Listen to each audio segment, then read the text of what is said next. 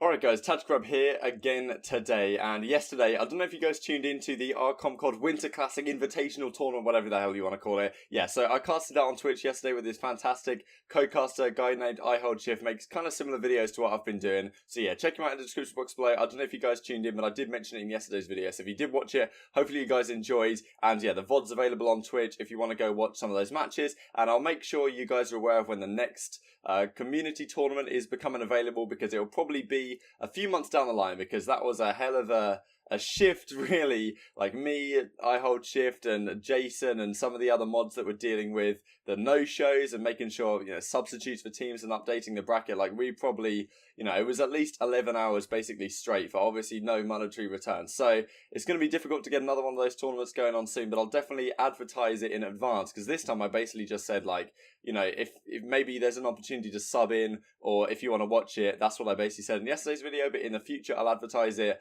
earlier in advance, because it was a fun one, and I think a lot of people wanted to play and maybe missed out. But we had a 32-team, 160-player tournament, and it was hard enough to run with 32 teams. And, I'm sure there would have been many more players that potentially would have been wanting to play, but we maybe, 32 is definitely a restriction we're going to have to make in future, because anything more than that would have been absolute chaos. But today we're going to be talking about this match, bringing the hype back from CWL Las Vegas, because the Pro League Qualifier is just around the corner. I haven't done a gameplay breakdown in a while, and I did think that I would do one for this eUnited versus OpTic Gaming comeback, because it's definitely, a famous one. The Splice one I dealt with, the first video of this I did. I didn't want to come back to Seaside Hardpoint immediately, but I thought I'd deal with this now, because this arguably was an even more dramatic comeback. This is, of course, in the grand finals when they go to close out the tournament, and this map really was the one that, well, effectively closed it out. The way they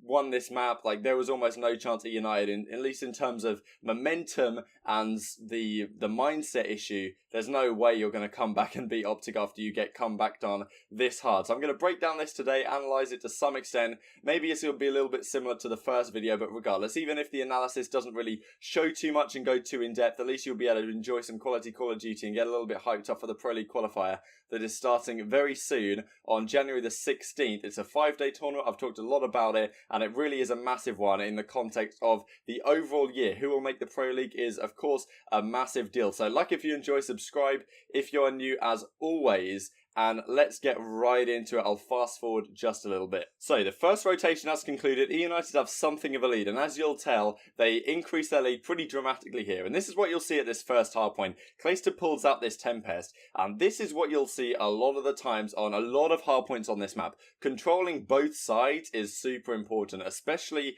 when the hardpoint is centralized. Not necessarily in the middle of the map, but left or right or something like that. Controlling both sides is completely, is absolutely imperative. So Clayster here with the Tempest, you're just going to zone this out, and this gun was unbelievably strong, or this specialist weapon was super strong at Vegas. The hip fire onto TJ Halley, hits another one onto Dashy in just a second here. You don't even really need to aim down sight, so at least you didn't at Vegas. At this point, they have nerfed the accuracy from the hip a little bit, so you can't quite do the same thing anymore. But anyway, they get that scrap time, and you can see the rotations from OpTic over to this new one. And with 10 seconds left of scrap, Clayster decides to invest this lightning strike. So, when you get streaks like this, it's a really good idea to save it for the more open hills. And they let their team wait for each other. Number 3 and JCap still holding out that scrap time at the old hill. Clayster does get a pick with this lightning strike, and that's really important considering OpTic just popped their 200 HP as well. And you see Dashy's 6 in 14 here. This is something we'll see towards the end of this map, how Dashy just goes on an absolute tear towards the end. He has a really tough start,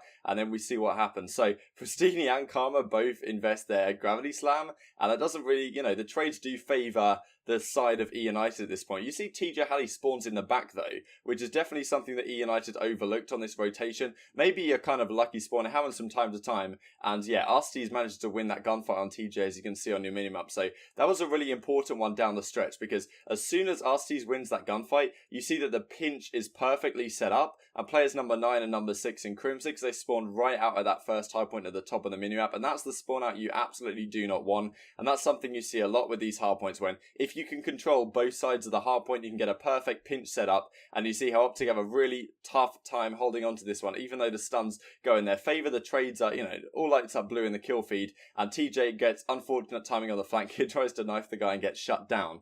So with 30 seconds left, this is where you think, damn, eUnited, they're really about to close this one out, or at least they're going to put this lead beyond something that can easily be overhauled. RCT's as well working on streaks. A pretty intelligent play for him to pull out the war machine when he's so close to streaks, as important as they are. Fires 2 shots at Karma just in case he had flakjack, even though he nearly tags himself up. He eventually dies here, but you can see he has already acquired those full streaks. And a nice little touch here on this rotation that you won't see from amateur teams is how Clayster's coming into the hill here, and number 3 and JCap leaves at exactly the same time that Clay comes in. So something you tend to see, at least on definitely much lower level teams, probably not like amateur in terms of not quite making the Pro League, but much lower level teams, you'll see situations where one player is like dedicated to like, I'll be the guy in the hill, and then you run out ahead and you'll kill people. But anyway, JCap leaves the hardpoint and Clayster stays in here, so it's definitely the more efficient method, letting the player that is just coming into the hardpoint, he gets to stay, and then JCap goes up ahead, and it even works much better considering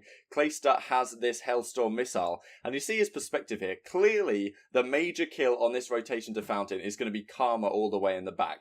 But he decides to spread it kind of early, and sometimes you get a notification that it would have locked on. I'm not sure that Codcaster shows that notification, because like the reds, diamonds or square, whatever, square on its side kind of thing, like that will spin round when it's locked onto them, but he just fires it blind, and then he bangs his Hellstorm down at Karma and doesn't get the kill. It's kind of crazy that the Hellstorm right on his feet only gets a flak jacket hit marker. And that honestly is kind of important, because Karma manages to res up and has this ridiculous head glitch at the back. I'm not really sure why Treyarch thought it was a good idea to give this part of the map not only the height advantage on attackers, but also have 2 incredible head glitches. Like, JCap's not going to win that gunfight against this head glitch, and then Karma can move on to the other head glitch and take down RCTs as well. So Karma makes a fantastic play to get those 2 kills, using the cover to his advantage and stay alive. But if Clayster gets that kill with a Hellstorm, which really he should have done, if he'd have decided not to spread it and just focus on Karma right in the back there, throw everything in the kitchen sink at him, then they would have likely got that break. I guess he just wasn't expecting that a flak jacket hit marker would even be possible in that scenario. But regardless, Clay and Co managed to break into the hill anyway, something that you see relatively rarely. Number 7 and Karma's still sitting there in the back, but his teammates are spawning out for the time being. Dashi makes a phenomenal play to come on the flank here and get a 2-piece. RCTs gets 3 with the Hellstorm, but it doesn't mean too much in the context of things, considering Dashi made that fantastic flank. And, he's sitting at 8 and 18 now, still shooting pretty well. Sometimes even if you are shooting well, you just get disadvantageous gunfights. RCTs wins a big one onto him. And yeah, the Fountain Hill, this is what we'll see. Kind of a premonition to what happened towards the end of the game here, when OpTic holding down this Fountain Hill relatively nicely. And of course, now it's going to be that rotation over towards the barrels building. So Karma's already set up in this position. He's going to get back down. And look at the spawn from Pristini as well towards that old hill. And they're going to set up a pinch once again. TJ gets the first exchanges, and this is where Alex streaks and RCT's streaks really come into fruition here, because yes, Karma does get taken down. Dashi pulls out his Tempest, as you can see right here, but RCT's pops the 200 HP, or the 200 HP is popped on the side of eUnited, and that drone squad goes to work. Dashi gets 2 nice shots with the Tempest, but the drone squad's super powerful in those close range engagements, and this is kind of where you're thinking, damn, this game is all but over. You look in the top left, you've got 2 players still on 200 HP, Clace's on 175, considering, it got knocked down a little bit, but not all the way. Krim has the opportunity to pop this vision pulse whenever he'd like to. TJ loses this gunfight as well, and look at number 8, Scump, spawning all the way on the other side of the map. This game looks all but done, and they can not quite win it here, eUnited, but on the brink. So OpTic really need to muster something, and you can see the players on the flank in Scump and Crim6 hitting that pinch, trying to control both sides. Clayster decides, okay, it's probably time to rotate over to the new one. So RCTs has a really tough time holding on to this one. The kill feed lights up green, of course, and the break does come in. So the final 10 seconds go in favour of OpTic, but at this point I was thinking, damn, was that too little too late? Yes, they prevented eUnited getting on the absolute brink, but they did only get 10 seconds scrap, and now they've got to rotate. And this really is the scoreline that people remember 236 to like 120, something like that. And of course, we all know what happens down the stretch of this game. So Abizi's trying to hold middle here. Two lads come into him. He only gets the first one. This is where Dashi really starts to take over the game. Jacob's trying to hold this angle with an SMG as well. And as you can see, controlling both sides is super important. Crim6, number 6 on your minimap, just won a massive gunfight. And that helps them control both sides and is going to spawn players like Abizi all the way out at the other side. And yeah, so OpTic get the better of these exchanges. TJ and Karma ringing true in the hard point, but the pinch is certainly in. This is a really good play from OpTic. They decide, okay, we need to choose one side of the hard point to flood out and get control of, because you can't stack up in the hill and wait for them to come to you. Everyone pushes out this lane, gets control of that side, and then number 6 Crim6 spawns there, and he can happily go over towards middle and try and lock down that middle push. Nice little angle from TJ Halley as well to throw the grenade over. It does a lot of damage to those players, holds them off. So whilst these invest the streaks here, kind of questionable, but when Crim6 wins that gunfight in min-map, that really changes things up. And yeah, the lightning goes to no effect at all. Dashi, Scump reigning true with a 2-piece. Pristini wins an absolutely unbelievable gunfight, but you can see the spawns on the minimap. This is where things really start to come in, and OpTic locking down the rest of this time. eUnited got to be really careful about how they push this. They're kind of going one by one at this point, flooding into the entrances, and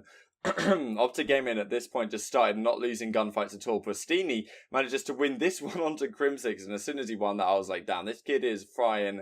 This comeback is, you know, there's no way it's going to happen. But Dashi in the back alley, here he goes, 17 and 23 right now. RCT's in the hard point, still has no streaks to his name at this point. All of those have gone, and that really spells disaster.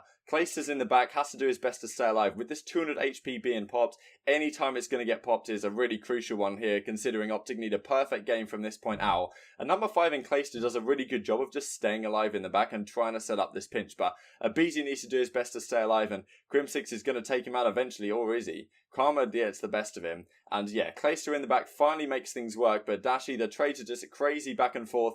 Karma uses his specialist to the best of his ability, and now the spawns, they were in favour of eUnited, but now it's almost a negative, because yes, you've got 30 seconds remaining on this hard point, but that's not what it's about, because getting in and breaking 12 seconds is going to be pretty difficult with all 5 players of OpTic there. Yes, there are no specialists on the side of OpTic, but it's all about that rotation over towards that Fountain Hill, and you are spawning on completely the wrong side of the map if you're on the side of eUnited. So they decide to make the play to just try and flood into the hard point here. Crim6 hits some nice shots, and TJ is slaying out everyone. OpTic have to be pretty careful, and I like this positioning from Crim, that he's not being too eager to rush into the hard point right here, or rush into church, because if he was too eager to rush in, he would then potentially force the eUnited guys to spawn on the other side and get the perfect engagement. But the fact that Crim backs down and plays this carefully, and especially when TJ spawns up at that little ramp down to the top of mid, it keeps eUnited spawning all the way in the back, and then the rotation comes into full effect. So Scump and Co, they know that, okay, 12 seconds left,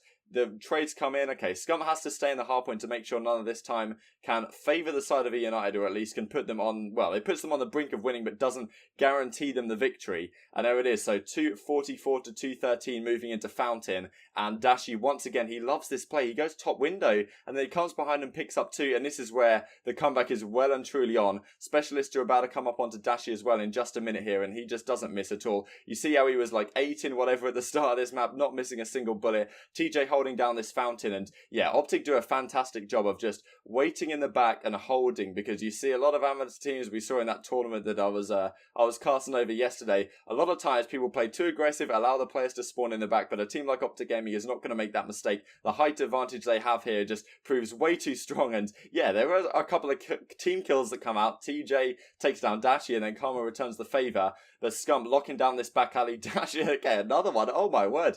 Okay, I didn't even realise there were 4 team kills that come out, but regardless, OpTic hold too strong, and with just 10 seconds left, the comeback is almost complete. Dashi once again pulls out this Tempest and just wrecks house over at this stairs side. Doesn't miss a bullet apart from that one onto Abizi, and the comeback is complete. So just a fantastic play out of OpTic towards the end there. Not only did they barely lose a gunfight at all towards the end of that map, but the play from Crim6 especially I really liked. Instead of being too eager to run in and challenge that gunfight into church, as soon as he knew that TJ spawned behind him, okay, let's rotate, let's get over there. And of course, Dashi with that phenomenal, you know, I don't know what kind of streak he went on at the end. People were saying it was like 20-1 or something like that towards the latter half of that game. Gets his Tempest, gets that lightning strike, and yes, a load of team kills, but when the spawns are in your favor like that on a hill, as important as Fountain, it's not really going to matter too much. So yeah, hope you guys enjoyed. Hope you reminisce a little bit of CWL Vegas and creates a little bit of hype for this Pro League Qualifier. Some great Call of Duty coming up in the next few days. I'll do my best to cover it as always. Thank you guys so much for watching. Like if you enjoyed, subscribe if you're new, and I'll see you next time.